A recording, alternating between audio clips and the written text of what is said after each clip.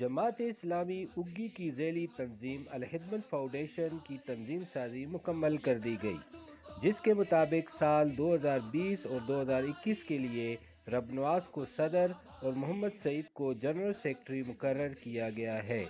جبکہ نثار خان، ڈاکٹر راشد خان، مطیب الرحمان اور بابر عمران کو نائب صدور اور عالمگیر سواتی اور یاسر خان کو ڈپٹی جنرل سیکرٹری کیا گیا، جبکہ میڈیا کی ذمہ داری محمد افضال کو دی گئی۔ الخدمت فاؤنڈیشن اگی کے نو منتخب صدر رب نواز نے کہا کہ الخدمت فاؤنڈیشن پورے پاکستان میں لاکھوں بے یار و مددگار افراد کی مدد کرتی ہے۔ انشاءاللہ ہم تحصیل اگی کی سطح پر الخدمت کے پلیٹ فارم سے غریب اور نادار لوگوں کی بھرپور مدد کریں گے۔ ہماری کوشش ہوگی کہ کوئی بھی فرد ہمارے علاقے میں بھوکا نہ سوئے، اس لیے ہم علاقہ اگی کے مخیر حضرات سے اپیل کرتے ہیں کہ وہ زیادہ سے زیادہ اپنی خیرات، زکوٰۃ اور صدقات الخدمت فاؤنڈیشن اگی کو دیں۔